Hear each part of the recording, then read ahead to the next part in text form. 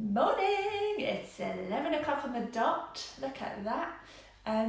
Live stream time. So if any of you are out there and you want to ask me a question, come on and ask me a physiotherapy related question. I can already see a couple of people have joined, so welcome. Hello to you both. Wednesday morning, I know every day is starting to feel like the same day, even the weekend. Saturday night may as well feel like a Monday night, but hey ho. I hope you're all keeping busy and you're all keeping well. This is a chance for you all to ask me a question, so away you go. If none of you have a question yet, then I'll continue to talk. I do have a couple of questions that some people have asked me privately, so I will definitely answer those, even though it's not part of the live stream. Okay, so the first question I can see already from Summer Mandy. Hello. Help. How can I make sure I'm not doing damage to my back or neck by working from home? Good question. It's something that comes up all the time. I'm working from home, I'm sat at my computer or my desk or my dining room chair, even my sofa for a good couple of hours, sometimes even longer, without moving. And I'm really worried about my back, or I notice a few niggles. What can I do about it? The primary thing for you all to do is to keep moving. May sound obvious, but it's really, really important.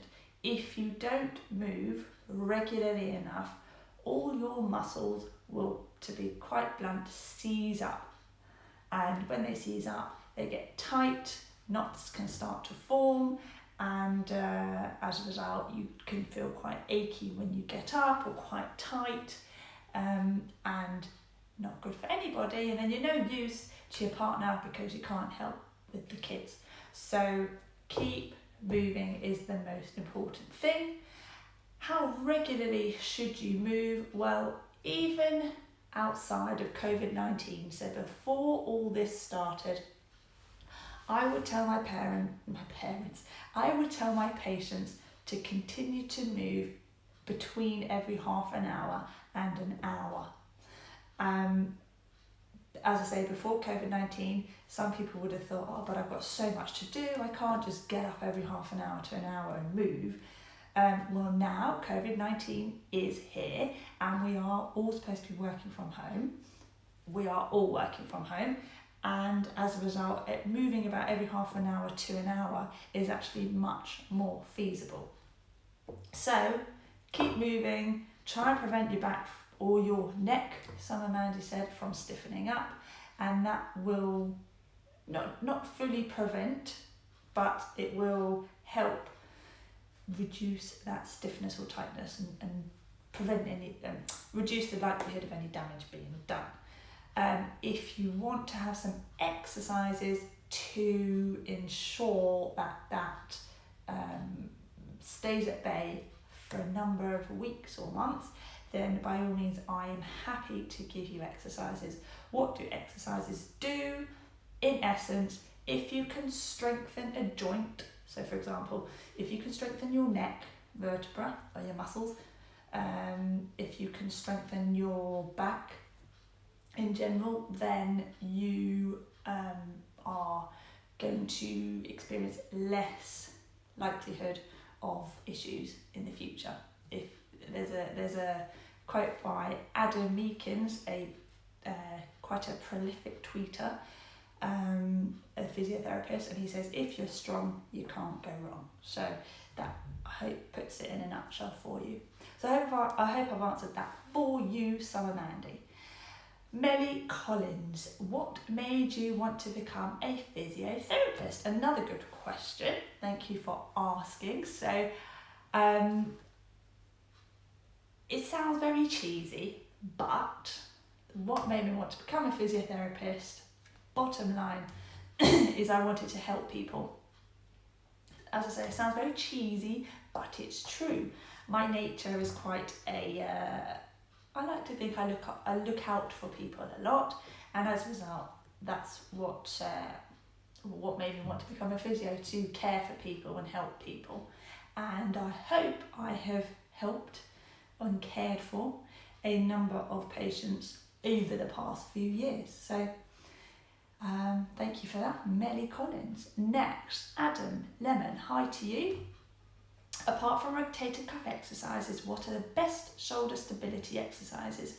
It feels a bit unstable, especially when doing a shoulder press. So, first and foremost, I hope you are doing rotator cuff exercises.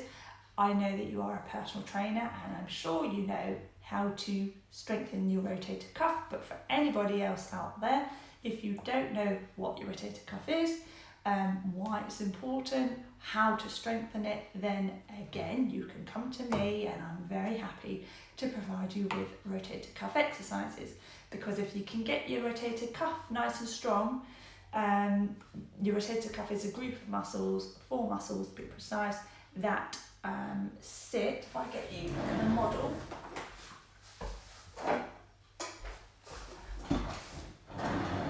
this is just your glenohumeral joint, which is part of your shoulder. The rotator cuff sits bang around it. It's one of the first layers of the musculature within the shoulder, the glenohumeral joint. Above that, we have other muscles. So if you can get the nitty gritty right, the muscles that really support the glenohumeral joint really well, you can get them strong, then that bodes well for future. But what other exercises can you do? There's another joint of the shoulder girdle called the scapulohumeral joint, and although it's not a true joint, but that's something for another time. So what that means is the muscles around your scapula and your humerus need to be strengthened. So for example, your rhomboids, so right at the back, this is your scapula, your shoulder blade, your rhomboids sit, let's orientate myself, sit here, so your spine is here, your rhomboids sit there, and they have a really important function in supporting that scapula and thus supporting the shoulder in general. So definitely rotator cuff exercises, Adam, without me waffling on, and scapular exercises, for example, rhomboid exercises like seated rows, pull downs, lat pull downs, those kind of exercises are really good for strengthening that area in general. So I hope that helps. I haven't waffled on. And that helps you. So if no one else has got any other questions, then I will proceed on to informing you guys what questions I've had privately in the past 24 hours. So the first one is, what are the benefits of a virtual consultation online? Excuse me while I bring my cup of tea over, very important. Virtual consultations allow a lot of things that would happen in a face-to-face consultation to still happen.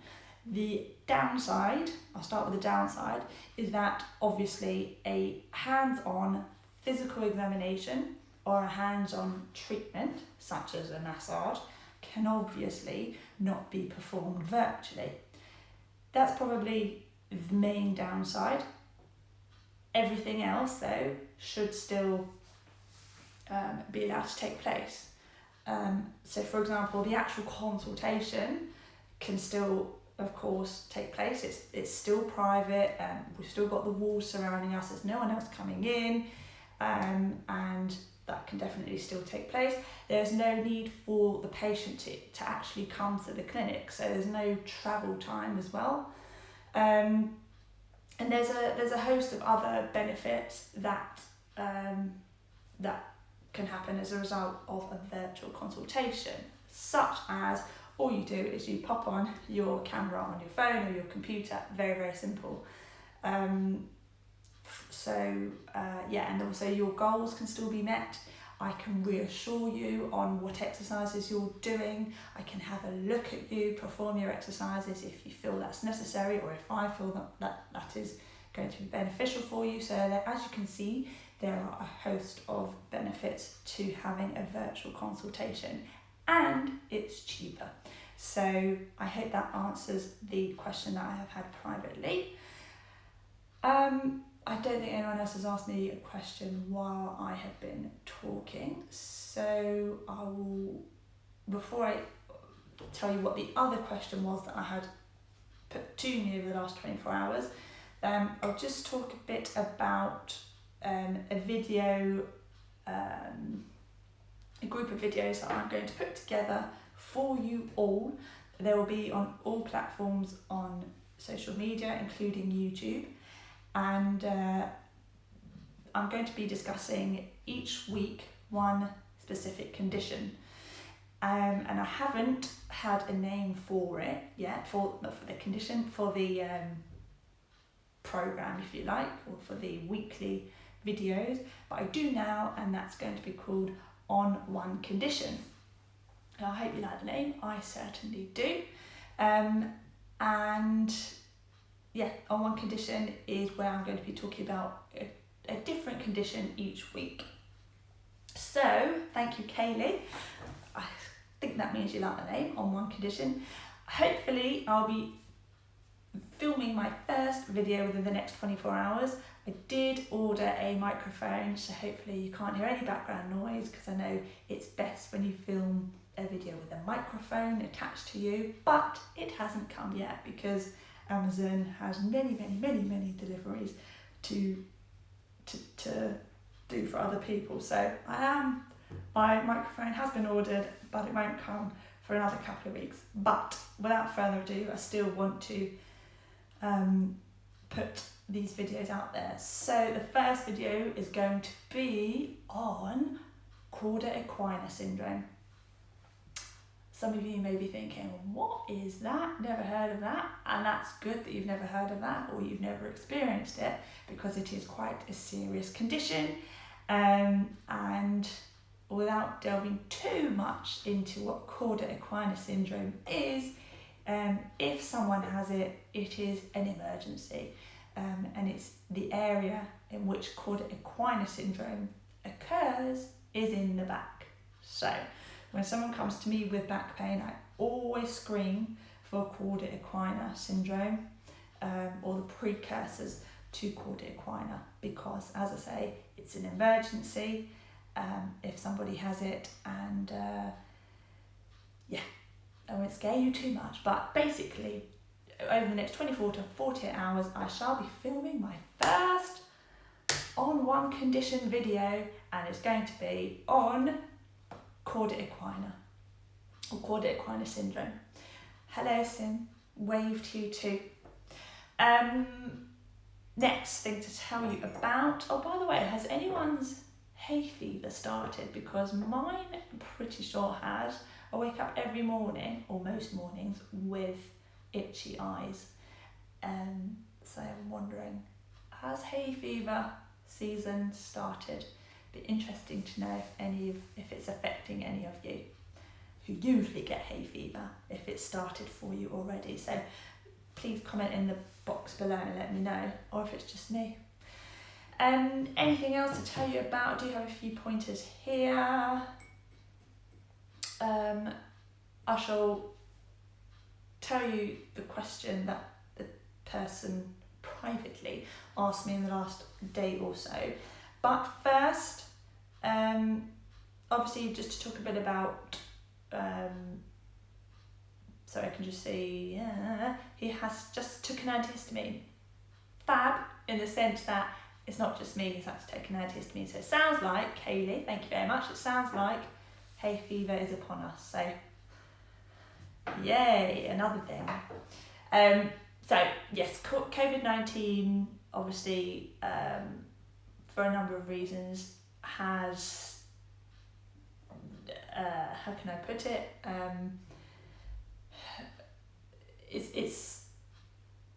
for people with mental health, obviously it has hit those people quite hard, or could potentially hit those people quite hard. And obviously loved ones, as Boris Johnson and Trump has said, loved ones will be lost. And it is, of course, very sad, and it's a weird time that we're going through, very weird time, whereby we're all being cooped up in our homes. And that is something that none of us, no family member, has ever seen before. However, obviously those are surreal things, but on the positive, and everything has a positive. The silver lining, if you like, to staying indoors is that, well, we need to look at the positives. We are able to spend more time with our families that we wouldn't have otherwise necessarily spent that time, as much time with them. We can do things that we maybe wouldn't have done for a number of years, if ever. For example, if we take myself, so doing a puzzle. So my husband and I have got a 1,000-piece puzzle. He actually got it for his birthday a couple of years ago, and he likes puzzles, as do I. However, we thought, when are we going to do this? And now is the time to get it out and to do it. So we made a start on it yesterday evening, and it's fun. It's something to bring us together. We can chat about rubbish while we're doing it, and it's fun. And had the coronavirus not shown its ugly head, then we probably wouldn't have unboxed that puzzle for a very long time, to tell you the truth. So so we're doing a puzzle. What else? I've always wanted to get into baking, and because of a lack of time, I'm running the business, which takes up a huge proportion of my time. I have a young baby as well, so all these factors have meant that I've been quite time poor over the last few years, but I'm now able to do some baking. So on Friday I made some challas. I don't know if all of you know what they are, but I made my own, and that was a big achievement, especially as they were really yummy and they actually look like challas are supposed to look, so go me. I've made some banana bread, some bread and butter pudding, all of which I would never have done prior to this. So I'm definitely looking at the positives, and it's important that everybody tries to do so too. So keep yourself busy, basically. If you can keep your mind right by keeping busy, then that will help you guys through this. If some people want to call it a cloud, then through this dark cloud. So keep busy, and by keeping busy, just to give you a number of options that you can engage in. So like we said, baking, puzzles, listening to podcasts. There's loads of different podcasts out there, so find the right one or two or three that you fancy and have a listen to them. Read a book. That's another thing that I've been doing much more of during this COVID-19 period, reading a book. I'm currently reading The Tattooist of Auschwitz. So I don't know if any of you have read that, but it has been a recent bestseller. Usually I only read physiotherapy related books, but it's been nice to read something else, however heavy a book it is. I've been enjoying that, and I'm about 2/3 of the way through it. So if any of you have read it, then let me know. I think that means you've read it. So music as well is another one, listening to music. If any of you are kind of quite down in the dumps at the moment, just put your Spotify on, or put the good old fashioned radio on, and while you're in the kitchen making your dinner, just have it on, listen in the background, and that will help shut down your voices. So all these things can be done to keep positive. Next question is, okay, so let me have a swig of my tea before I continue. Matt Keston got the tattoo voucher for my mum's birthday. Glad it's good. Very good indeed. I won't tell you, I mean, the title says what it's about, but I won't tell you anything else about it. But all I'll say is it's a very good read so far. I don't know the ending, but yeah, worth a read to anybody out there. So the question that this person who shall remain private asked me over the past 24 hours was, why am I not working in intensive care? Why have I not volunteered myself as a physiotherapist to work in intensive care during the coronavirus pandemic? Very good question, and I'm sure other people think, oh yeah, actually that's a good question. I've also wanted to ask you, as a physio, why are you not working with other physios in hospitals, on the wards, or in intensive care? So, like I said, very good question, but what people may not realise is that physiotherapists work in a number of different fields. If we have a continuum, so they work from anything to do with MSK, musculoskeletal side of things, so like myself, working with back pain in different joints, to working in a respiratory setting, so for example intensive care. I have not engaged in not any form of respiratory, that's wrong, but invasive side of respiratory physio. I have not engaged in that for 8 years. So, do I know enough about blood gases? Do I know enough about how to read chest x-rays? Do I know enough about proning and positioning? Do I know enough about open and closed suctioning? All of these very important skills that respiratory physios need. Do I know enough about them now, 8 years down the line, since I previously practiced those? No, is the answer. Could I just spend a couple of days here trying to review those skills and get up to date on them, or take an online course to kind of refresh my mind? Yes, I could if I wanted to, but would that be enough to enable me to safely then go on to intensive care and start doing some suctioning on somebody, or altering the settings on the ventilator? No, long and short, definitely not. It would be unsafe for me. It would be putting myself at risk, litigation wise, and it would be definitely putting the patient at risk.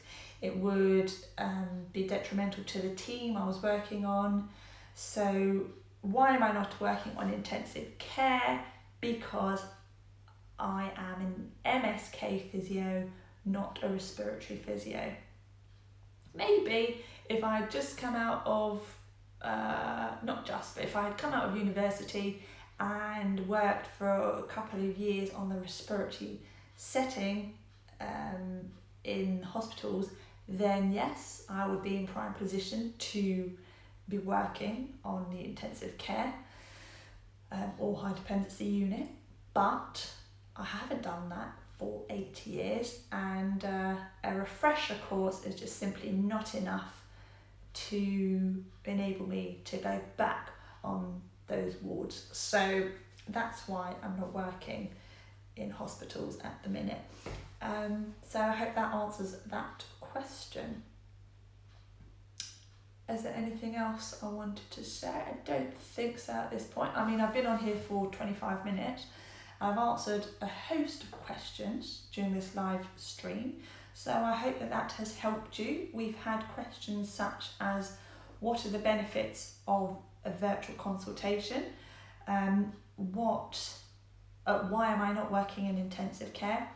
Why did I want to become a physiotherapist?